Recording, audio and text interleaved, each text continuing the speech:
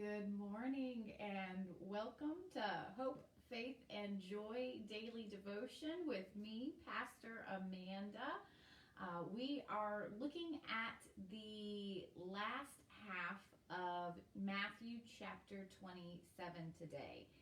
And I have to confess that I have been avoiding this chapter.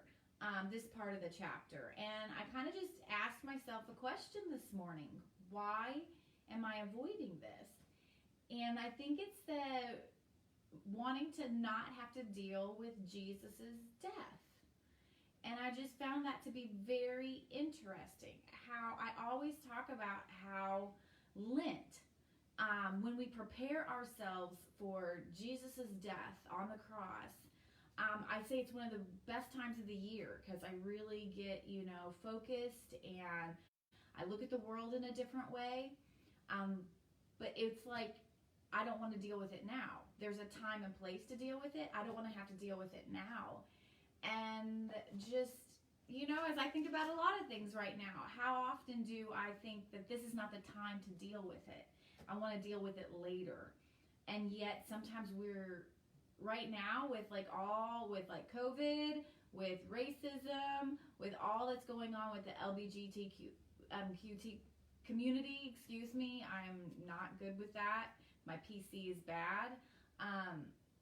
But there's so many things that I don't want to deal with.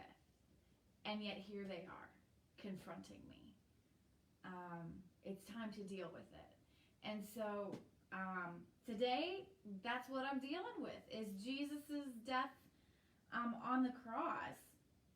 And what we have found is that, yesterday Jesus has been betrayed and rejected and abandoned by all of his friends. He is being mocked by these soldiers, and he's being put on the cross. And we have this really compassionate moment, and this moment where someone walks alongside Jesus, and we have Simon of Cyrene, and he picks up Jesus's cross and carries it for him. And I think there's a lot we could read into that today. If we think about it, how are we picking up a cross? This is not like just health issues. This is not just bad choices. This is not the consequences of life. This is somebody who could have just stood on the side and done nothing, chose to come and fight the fight with Jesus, to walk the walk, to carry the cross. And yes, he did not have to die in place of Jesus, but he was willing to walk there and be with him through the whole process. And how are we doing that with people? How are we helping people pick up their cross? Knowing that they fully will have to bear it, but can you still walk with them in the pain? Can you walk with them, watching them hurt and toil? But not save them from the consequences, not save them from the death that they have to experience, but still walk with them. Because I think more often than not, when things get too tough, it's easier to walk away. But instead we're saying, how can we walk with? So I find that, and that's just verse 32 right there. As they went out, they came upon a man from Cyrene named Simon. They compelled this man to carry his cross. And so then we have Jesus, the process of crucifixion, and his clothes being cast for lots, and just being made fun of, and everything. And so he's having this really hard moment. Just, I can't imagine what is going on. And even for a brief moment, Jesus has that moment where he says, Father, my God, why have you forsaken me? And yet, at the same time, in his next breath, he says, I commend my spirit to you. And I think it goes to show what our spiritual life looks like, what we have to hold in our hands at the same time. These moments of questioning God, but ultimately trusting God. And it's okay. Jesus did that. Why are you forsaking me? And I commend my spirit to you. And so this moment on the cross is really the epitome of our full journey of trusting God and questioning God at the same time. And then with his last breath, he's gone. And then it says at that moment, you're not supposed to take one text or one verse and just use it, apply it. But in context, this one verse tells us so much. And what it is in verse 51. At that moment, the curtain of the temple was torn in two from the top to the bottom. And it's so poignant. You wouldn't catch it just on a first time reading basis. But the veils from the top to the bottom. So the veil, it was in the temple, and it prevented people from going to the other side, to the sacred side. So it kept the sacred and the secular separated at all times. The sacred and secular are separated. And so this veil then, from the top to the bottom, it means God ripped it from the top. You're no longer separating me from the rest of the world. Like, there's no longer, the temple is not going to be a place where we separate ourselves anymore. Church is something that we are supposed to be. It's every day. It's all the time. It's everywhere. It's sacred and secular are at the same time. They're not separate. It's all together. And so again, we see this beautiful moment in just one verse of where Jesus's ministry is coming into the fullness.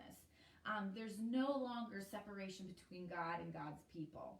And so we just kind of start to see this changing that happens. We see the women are there. People want to bury Jesus, but you know what? Those Pharisees were still worried. And we find that they're worried that the disciples are going to do something with Jesus's body. And so they're afraid that they're going to make up some story about how he rose again. And so they put guards outside the tomb. And then, and so they put, that's what they do. Like, they can't get over this fear of what's going to go on with his ministry. They are so scared of what could happen. And I find that to be kind of interesting, to the lengths that people will go, even after death,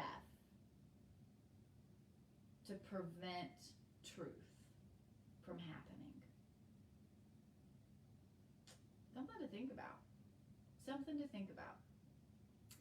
How they were already making plans of how to prevent Jesus's ministry from going beyond what was happening. That they feared that. That's pretty intense. And if they feared that in his death, that means they must have thought some of what he was saying in life was true. Because otherwise, if they killed Jesus, they would have no more worries. They would have no more fears. They would have felt fine about it. They're like, he's dead, problem's over. But no, the Pharisees and scribes were still worried that something might happen. And so they recognized that there was some truth in what Jesus was doing. But they didn't care. They didn't care. They wanted their truth to be known, not Jesus's. And so they were already preventing the continuing of Jesus's ministry. And I find that, wow, that speaks to our world today. It speaks to our world today. And thank goodness the story doesn't end there with the scribes and everything. But the rest of the story happens tomorrow. And that'll be when we look at chapter 28 together. And so I know sometimes we don't want to have to deal with death, and we don't want to have to deal with crucifixion, and we don't want to have to deal with all of the sadness of the world. But some days, we just got to face it. We've got to pick up that cross with Simon, with Jesus, with our friend, with a stranger, and just walk it and experience it. And hopefully, in a few days, we'll see something different. We'll see something we didn't dream of or could believe. And so that's our hope. That's our hope that in 3 days, something amazing can happen. 3 days from now, something amazing can happen. So I look forward to seeing you tomorrow. Thanks for joining me today with Hope, Faith, and Joy. Have a great day. Bye.